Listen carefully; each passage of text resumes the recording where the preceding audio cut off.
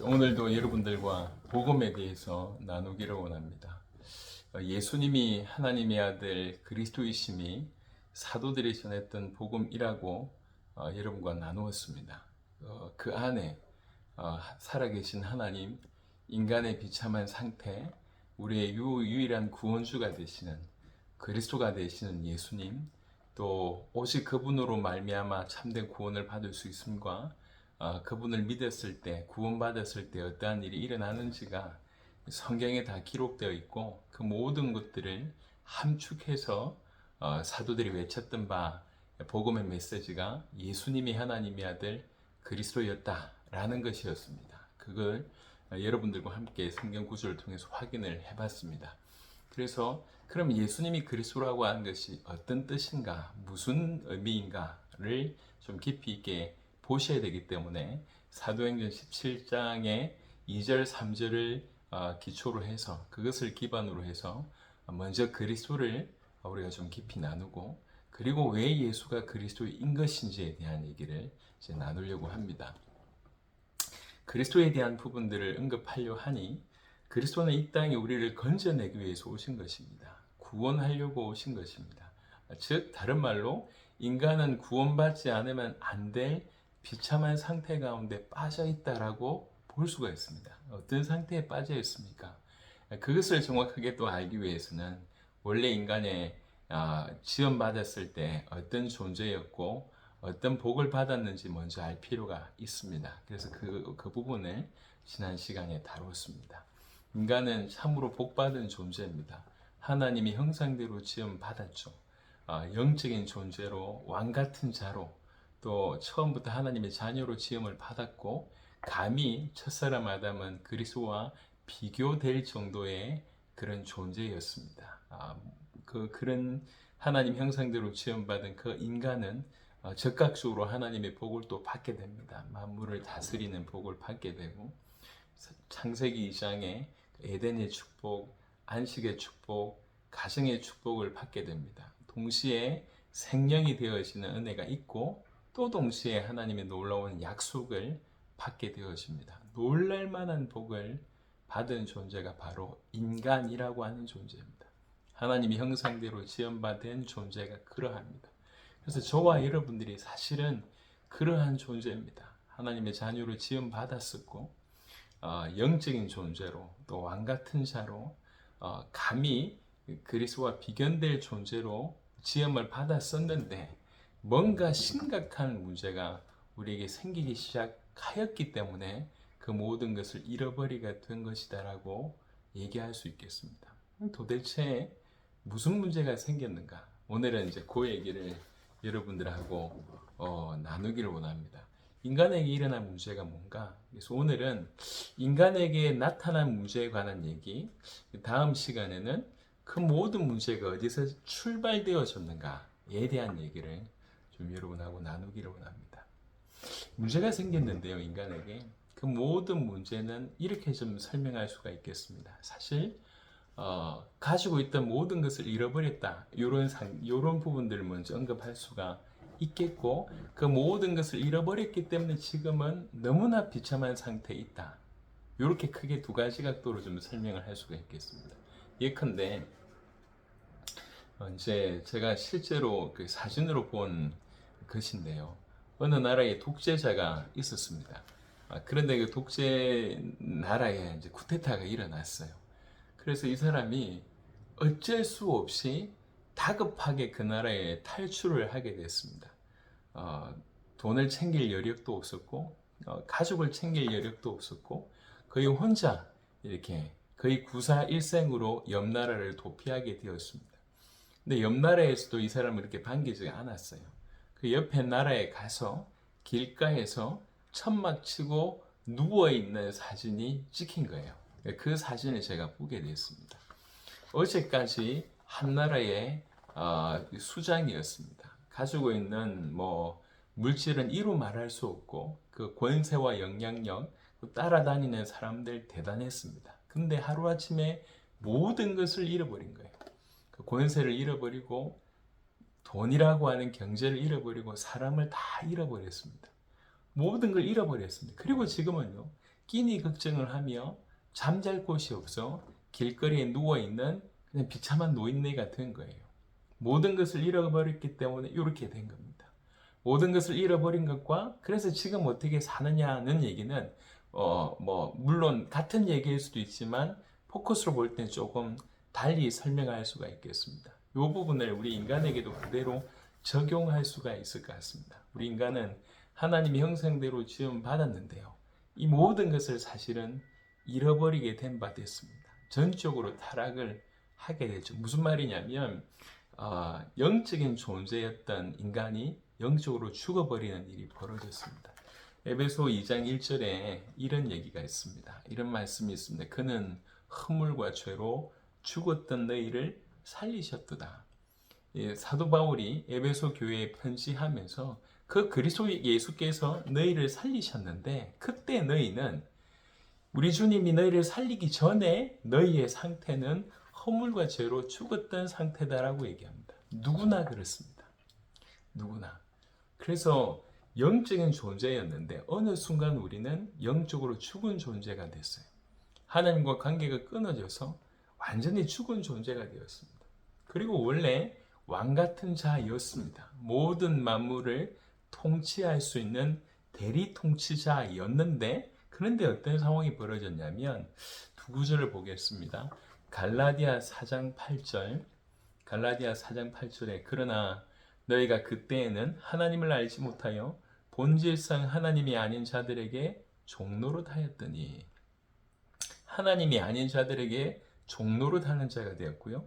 히브리 2장 15절에 또 죽기를 무서워함으로 한평생 매여 종노릇 하는 모든 자들을 놓아주려 하심이니 라고 되어 있습니다. 죽기를 무서워해서 한평생 매여 종노릇 한다고 하는 겁니다. 그 죽음에 종노릇 하는 것이고 또 다른 히브리서의 구절에 보면 이제 죽음의 세력을 찾고 있는 자에 대하여 이제 종노릇 하는 인생이 돼버린 겁니다.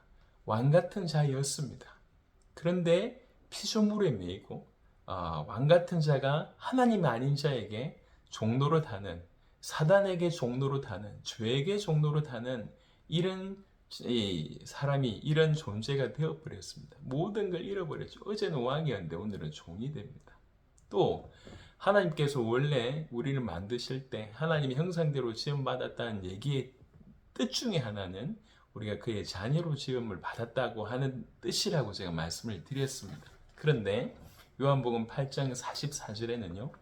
요한복음 8장 44절에 너희는 너희 아비 마귀에게서 났으니 너희 아비 욕심대로 너희도 행하고자 하느니라. 그는 처음부터 살인한 자요 진리가 그 속에 없으므로 진리에 서지 못하고 거짓을 말할 때마다 제 것으로 말하나니 이는 그가 거짓말쟁이요 거짓의 아비가 되었음이라 라고 되어 있습니다. 사단의 자녀가 되었다는 얘기죠. 여러분 이건 충격적인 얘기입니다. 우리가 꽤나 좀 괜찮은 존재인 줄 알았는데 누구나 예외 없이 사단의 자녀로 이렇게 전락해 버렸습니다. 우리 아버지는 하나님이었는데 어느 순간 우리 아비가 사단이 되어 버린 것입니다. 여러분 이 얼마나 비참합니까? 하나님의 자녀로 지음받은 자가 사단의 자녀가 됐고 왕 같은 자가 종이 됐고 영적으로 살아있던 자가 영적인 존재가 죽은 존재가 되어버렸습니다. 그리고 또 하나는 로마서 3장 23절에 보면 모든 사람이 죄를 범하였음에 하나님의 영광에 이르지 못하더니 라고 하는 구절이 있습니다. 여러분 원래 하나님의 형상대로 지음받은 인간은 하나님의 형상이라고 할 수 있는 그리스도와 닮은 존재였습니다. 즉 하나님을 드러내는 자의 모습이었다는 거예요. 하나님의 영광을 드러내는 자의 모습이었습니다. 그래서 여러분 성경을 보시면 알겠지만 첫사람 아담과 그 아내 하와는 벗었지만 서로 부끄러운 줄을 몰랐습니다. 왜 그러냐면 그게 수치로 보이지 않고 각 사람을 통해서 하나님의 영광을 보는 거죠. 하나님의 어떤 형상을 이제 보는 거죠. 그게 먼저 보였기 때문에 수치스럽지 않았습니다. 그런데 죄를 범한 이후로 제일 먼저 하는 것이 그 수치를 가리는 일을 하게 됩니다. 하나님의 영광을 잃어버리게 된 것이죠. 로마서 3장 23절에 이렇게 얘기합니다. 모든 사람이 죄를 범하였기 때문에 절대로 하나님의 영광에 이룰 수 없는 자가 되었습니다. 하나님의 영광을 드러낼 수도 없고 하나님의 영광에 이룰 수도 없는 자가 되어버렸습니다. 다 잃어버렸다는 것이죠. 그리스도와 흡사했던 그 존재가 더 이상 어떤 그리스도를 통한 또 그 안에 있는 하나님의 영광을 나타낼 수도 드러낼 수도 이룰 수도 없는 그런 존재가 되어버린 것입니다. 모든 것을 잃어버렸습니다. 돈 몇 푼 잃어버리고 건강 좀 잃어버리고 명성 좀 잃어버리고 영향력 좀 잃어버린 그 정도가 아니에요. 영적으로 살아있던 자가 죽었고 왕이었던 자가 종이 됐고 하나님의 자녀가 사단의 자녀가 되었고 죄인이 되어서 다시는 하나님의 영광을 드러낼 수 없는 이룰 수 없는 존재가 되어버렸습니다. 모든 것을 잃어버렸습니다. 그래서 지금 어떻게 됐냐? 너무 비참한 가운데 있다는 거죠. 성경은 인간의 비참함에 관해서 너무 많이 얘기하고 있습니다. 그 중에 몇몇 구절만 여러분하고 좀 나눠보기를 원합니다. 창세기 1장 2절에 땅이 혼돈하고 공허하며 흑암이 깊음 위에 있고 하나님의 영은 수면 위에 운행하시니라. 이게 이제 빛이 없을 때의 어떤 상황을 이렇게 쭉 묘사하고 있는 것입니다. 여기에 빛이 없을 때 등장하는 세 단어가 나옵니다. 혼돈하고 공허하며 흑암이라고 되어 있습니다. 빛이 없으면 어둡습니다. 어둡기 때문에 혼란스럽습니다. 그리고 나서 목적지를 잃어버렸기 때문에 공허하죠. 빛이 없으면 이렇습니다. 근데 이게 우리 빛 없는 우리 인생에 일어나는 일입니다. 참된 빛 대신 그리스도께서 우리 인생에 없으면 우리는 어둡습니다. 감정이 어둡고 우리의 장래가 어둡고 우리 판단이 어둡고 생각이 어둡습니다. 그리고 한 번 사는 인생인데 계속 혼란스럽고 방황합니다.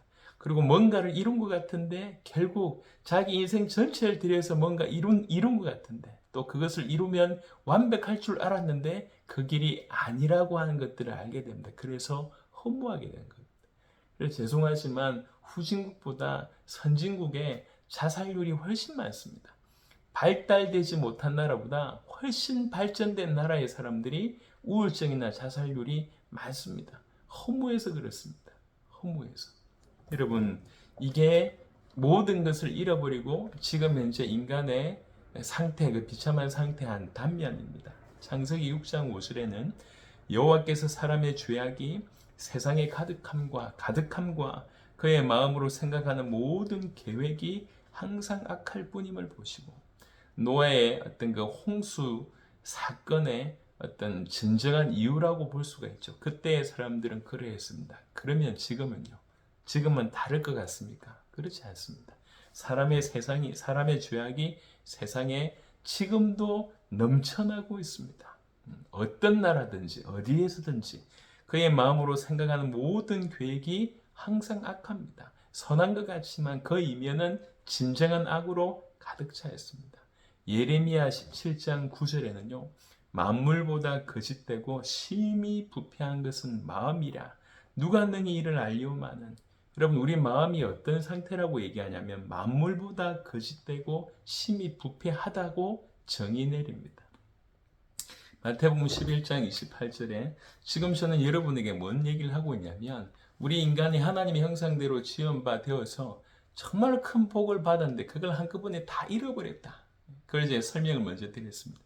다 잃어버리고 난 이후, 즉 왕이었던 존재, 영적인 존재, 하나님의 자녀였고 그리스도와 흡사했던 그 존재가 이 모든 것을 다 잃어버리고 그리고 지금은 어떤 상태 가운데 있냐? 어떤 비참한 가운데 있냐? 모든 것을 잃어버린 지금 현재는 어떻게 살아가고 있냐?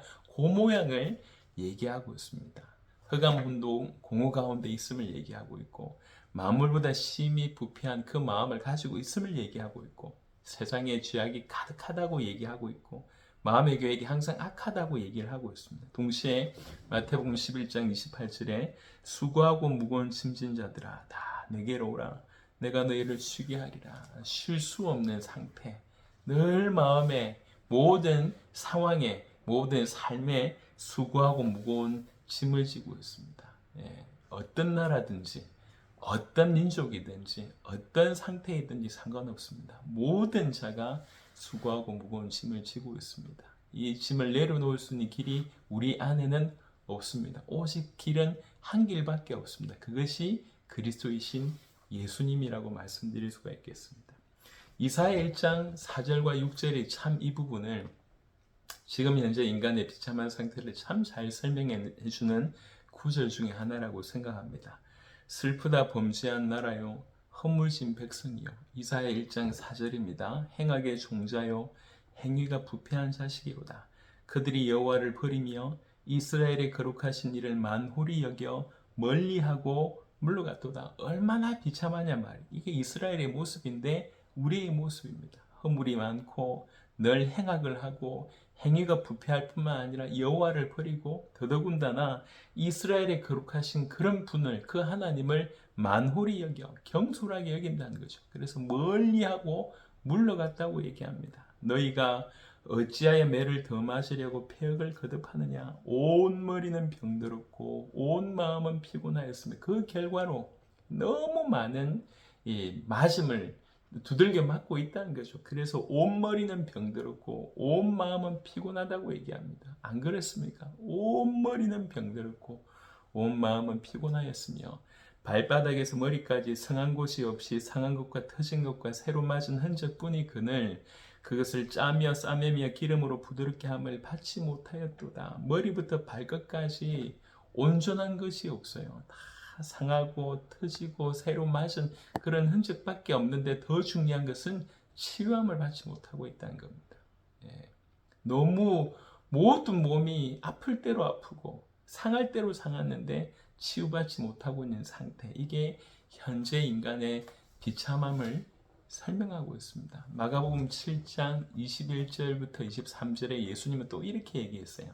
마가복음 7장 21절에서 23절에 속에서 곧 사람의 마음에서 나오는 것은 악한 생각, 곧 음란과 도둑질과 살인과 간음과 탐욕과 악독과 속임과 음탕과 질투와 비방과 교만과 우매함이니 이 모든 악한 것이 다 속에서 나와서 사람을 더럽게 하느니라. 모든 것이 속에서 나와서 사람을 더럽게 한다고 얘기합니다. 예수님의 진단입니다. 창세기 3장 16절부터 24절, 그 중에 16절부터 19절에 보면 또 여자에게 이르시되 내가 너에게 임신한 고통을 크게 더하리니 네가 수고하고 자식을 낳을 것이며 너는 남편을 원하고 남편은 너를 다스릴 것이니라 하시고 아담에게 이르시되 네가 네 아내의 말을 듣고 내가 너에게 먹지 말라 한 나무의 열매를 먹었은즉 땅은 너로 말미암아 저주를 받고 너는 네 평생에 수고하여야 그 소산을 먹으리라. 땅이 너에게 가시덤불과 엉겅퀴를 낼 것이라. 네가 먹을 것은 밭의 채소인즉 네가 흙으로 돌아갈 때까지 얼굴에 땀을 흘려야 먹을 것을 먹으리니 네가 그것에서 취함을 입었음이라. 너는 흙이니 흙으로 돌아갈 것이니라 하시니라. 여러분, 창세기 3장 16절부터 24절은 인간에게 내린 저주의 내용이라고 볼 수가 있습니다. 그런데 이 창세기 3장 16절부터 24절은 사실 지금 인간이 당하고 있는 모든 인류에게 존재하고 있는 그 모든 것을 설명하는 본문이라고 해도 과언이 아닙니다. 타락한 인간이 지금 어떤 저주 가운데 있냐? 창세기 3장 16절에는 처음으로 창세기에서 처음, 성경에서 처음 고통이라고 하는 단어가 등장합니다. 예, 타락한 인간에게 고통이 들어옵니다. 그 중에 최고의 고통 중에 하나가 뭐냐면 임신한 고통이라고 얘기하고 그 임신한 고통을 크게 더한다고 얘기합니다. 우리 산모들이 어느 정도의 고통으로 출산하는지 우리는 알고 있습니다. 그리고 16절에 보니까 여자들은 항상 남편을 원하고 남편은 여자들을 다스린다고 얘기합니다. 여러분, 전 세계 가장 큰 문제는 공이 얘기합니다. 어떤 세대든지 가장 큰 문제는 청소년 문제, 자녀의 문제라고 언급을 합니다. 근데 청소년 문제의 대부분의 원인은 가정의 문제입니다. 그 가정의 문제는 부모 자식의 문제이기도 하지만 부부의 문제입니다. 그 부부의 문제가 왜 시작됐냐? 항상 여자는 남편을 원하고 남편은 여자를 다스리는 거죠. 원래 각각 남편과 아내가 하나님을 바라봐야 되는데 하나님을 잃어버리는 순간 남자는 하나님이 되려고 하고 여자는 남편만을 원하려고 합니다. 이게 계속 갈등이 일어나는 겁니다. 좋은 나라든지 발전된 나라든지 그렇지 않은 나라든지 간에 가정의 위기는 심각합니다. 17절에 보니까 땅이 너로 말미암아 저주를 받는다고 했습니다. 이 땅의 저주가 뭐 환경의 저주, 자연의 어떤 문제일 수도 있지만 그것이 유발이 되어서 그것으로 말미암아 이제 이렇게 질병의 문제까지도 볼 수가 있습니다. 그리고 땀을 흘려야지 먹을 것을 먹는다고 얘기합니다. 이게 경제의 문제입니다. 예, 먹고 살기 위해서 경제의 어떤 활동을 안 할 수가 없다는 거죠. 그러다가 결국 흙으로 돌아가게 됩니다. 죽음의 문제가 일어나기 시작합니다. 이 모든 문제가 인간의 문제를 고스란히 얘기하고 있습니다. 그러다 히브리 9장 27절에 한 번 죽는 것은 사람에게 정해진 것이요 그 후에는 심판이 있으리니 틀림없이 그러다가 영육이 영혼과 육신이 분리되는 날이 옵니다. 그게 죽음의 날입니다. 그런데 거기서 끝이냐? 그렇지 않다는 겁니다. 그 후에 반드시 심판이 있다고 얘기합니다. 마태복음 25장 41절에 또 왼편에 있는 자들에게 이르시되 저주를 받은 자들아 나를 떠나 마귀와 그 사자들 위하여 예비된 영원한 불에 들어가라. 틀림없이 지옥은 존재하고 그 지옥에 관해서 가장 말씀을 많이 하신 분이 예수님이십니다. 그 예수님께서 반드시 이런 일이 벌어질 것이다. 영원한 심판이 있고 그 심판 이후에 영원한 지옥이라고 하는 것들에 대한 언급을 분명히 하고 있습니다. 하나님의 형상대로 지음받은 존재, 복받은 존재가 그 모든 복을 잃어버리고 지금 현재는 이렇게 비참하게 살고 있는 거예요. 왜 이런 일이 벌어졌을까요? 여러분 창세기 3장은 그 부분을 설명합니다. 먼저 창세기 2장 16절 17절 여러분 잘 아는 그 약속을 하나님께서 허락하시죠. 여호와 하나님이 그 사람에게 명하여 이르시되 동산 각종 나무의 열매는 네가 임의로 먹되 선악을 알게 하는 나무의 열매는 먹지 말라. 네가 먹는 날에는 반드시 죽으리라 하시니라. 약속을 주셨습니다. 하나님께서 요한복음 1장에는 예수님을 설명하기를 말씀이라고 얘기하셨고 그 말씀이 하나님과 함께 계셨을 때 그 말씀이 하나님이라고 얘기했습니다. 여하튼 말씀이신 하나님의 말씀을 줬다는 얘기는 사실 모든 걸 줬다고 하는 얘기라고 해도 과언이 아닙니다. 그리고 딱 하나의 약속을 줬습니다. 유일한 언약입니다. 이것은 굉장히 지키기 쉬운 약속이었어요. 어떤 분들은 그 선악을 알게 하는 나무 열매가 특별한 나무 열매였을 것이라고 얘기하는데 신약자들은 그 말에 동의하지 않습니다. 그냥 일반적인 나무입니다. 근데 어디에 있느냐? 동산 중앙에 있을 뿐입니다. 동산 중앙에 있는 그 나무, 예를 들면 그때 당시 감람나무나 포도나무 열매에 있을 것이라고 얘기합니다. 동산 천지에 포도나무, 감람나무 얼마든지 있습니다. 근데 이 나무가 그 정중앙에 있을 뿐이에요. 그러면서 그걸 지칭해서 선악을 알게 하는 나무라고 얘기합니다. 그 나무에 효력이 있는 게 아니에요. 그것을 보면 선악을 알게 됩니다. 무엇이 선입니까? 약속대로 안 따먹는 게 선이고 무엇이 악입니까? 그걸 따먹는 게 악이죠. 이 약속을 주신 겁니다. 이 약속을 주신 이유는 순종할 것에 대해서 요구하신 것입니다. 나는 하나님이고 너는 피조물이다 라고 하는 것에 대한 인식, 그곳에 우리 주께서 말씀하시는 것입니다. 그것을 받아들이기만 하고 순종하면 되는 것입니다. 근데 우리가 알기로 사단의 속임수에 결국 넘어가서 인간이 하나님의 주신 그 언약을 어기고 약속을 어기고 나무 열매를 따먹는 일이 벌어집니다. 범죄하는 일이 벌어지고 그 결과로 하나님과 깨어지고 단절되어지게 됩니다. 그것 때문에 모든 문제가 온 것이죠. 이 후미에 있는 요 문제의 본질에 관한 얘기는 다음 시간에 또 나누도록 하겠습니다. 모든 복을 잃어버리고 지금 현재 비참한 상태에 빠진 인간 반드시 구원이 필요합니다. 하나님 오늘 말씀들은 모든 주의 백성들에게 하나님의 크신 은혜 있게 하옵소서. 우리 주 예수 그리스도 이름으로 기도드렸습니다. 아멘.